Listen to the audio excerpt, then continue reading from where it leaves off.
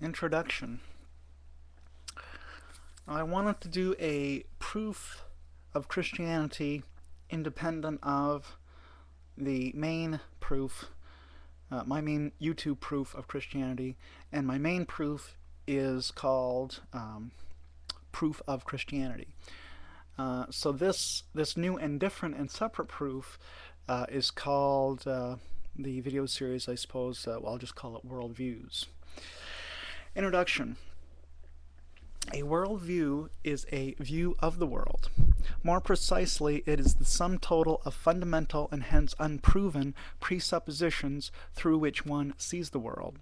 When critically examining reality as a whole, we have to start somewhere. It is literally impossible to prove everything. Why? Well, if we try to prove everything through logic, how do we know the laws of logic are themselves true? We cannot yet use logic itself to prove logic, for we do not know yet if we can trust logic, for we have not yet proven logic. Any proof for logic, anyhow, would be circular and less fallacious. So then, it is not bad, just a fact of what philosophers call epistemology, that we must start with some basic assumptions, and assumptions which are not proven and which cannot be proven. Or these assumptions are not proven and cannot be proven. They're our first principles. They're first, meaning they can't be proven by something more fundamental. Next, the propositions we start with shall in turn affect how we see the world. We try to be unbiased when examining data, but we really cannot do a perfect job of being unbiased. When an atheist looks at the red shift as the stars recede from Earth, he cannot have precisely the same understanding of that as when a theist looks at the very same red shift. To a significant extent, then, our worldview changes how we see the data. It changes from person to person how they're going to see the data based on the worldview. A good analogy for illustrating this fact is Limburger cheese. Limburger cheese is very smelly. The story is told of a man asleep in his chair. While he is asleep, his granddaughter decides to play a funny joke. She takes some Limburger cheese and spreads it on the man's mustache. As you can imagine, this causes the man to wake up immediately.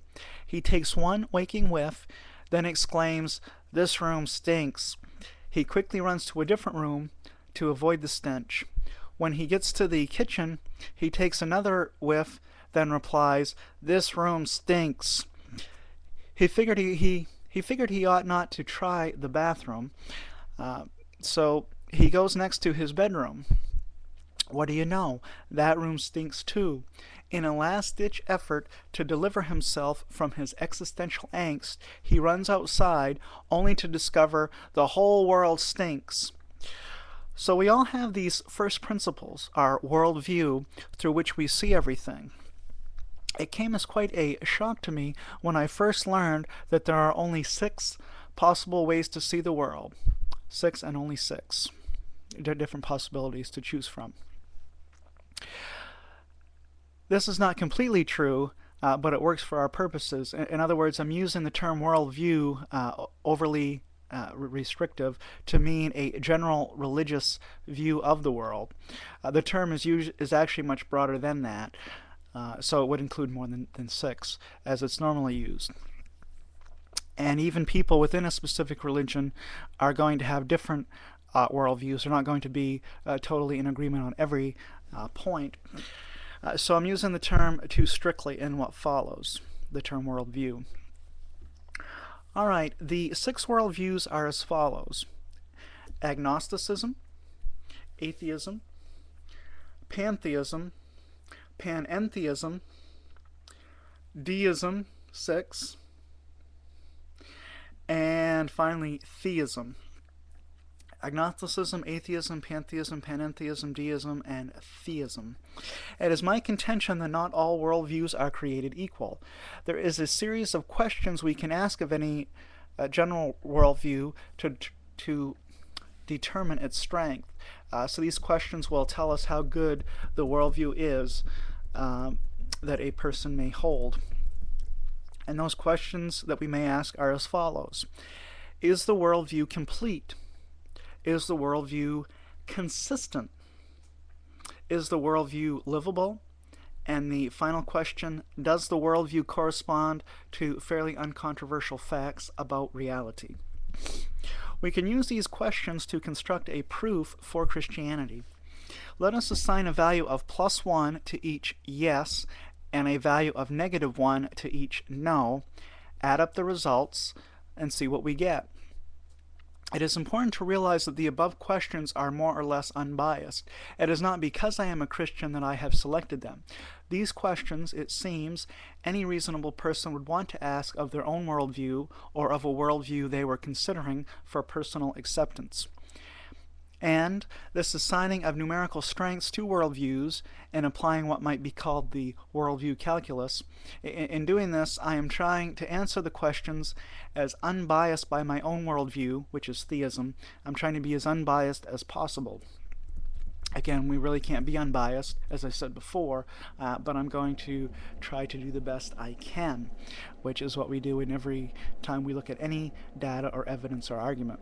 We try to be as unbiased as we possibly can if we're going to offer a good argument. What is more, using the worldview calculus to prove theism and then Christianity is not, I think, as strong a proof of theism and Christianity as a more traditional proof, such as my video series entitled Proof of Christianity. This is a relatively weak proof, I think, but it is a proof. I realize it is perhaps a much weaker argument. However, it does give us some grounds for accepting Christian faith claims, that is, for supposing it is more reasonable than not to believe the Christian faith, and that is all I am attempting to show here. Before we get started in our program, let me take a moment to explain what the questions which the worldview calculus is based on are asking. What are we going to ask of the 6 worldviews? By complete, I mean that there are no aspects of the worldview which cannot be explained by the worldview. If it was an essential part of my worldview that all numbers are even, then my worldview would not be complete, for clearly there are odd numbers. Next question. By consistent, I mean that no part of the worldview contradicts itself or any other part of the worldview. Thirdly, by livable, I mean that one can live their life in accord with their worldview. If a necessary component of my worldview was that everyone should commit suicide at the first possible moment, and yet I am still alive, then I am not living my worldview. Finally, most all sane persons admit there are such things as rocks, for example. If my worldview teaches that all reality is fully immaterial, this conflicts with a known fact about reality. One final point of clarification before looking at the 6 worldviews. Every person who ever has, is now, or will someday live really does fall into one of these 6 categories. There are no exceptions. You absolutely definitely are either an atheist, or you're an agnostic, or a pantheist, or a panentheist, or deist, or theist. There is simply no other possibility. If any of these 5 are untenable, then the other one, the 6th one, must be, in fact, true. There is, of course, a variety of positions to hold within each of these worldviews. We'll get to which specific position within the correct worldview we'll get to which specific position within the correct worldview one should hold eventually, when we move from theism in general to Christianity in particular. But first we'll establish theism in general. Without further ado, let's examine our first worldview, agnosticism.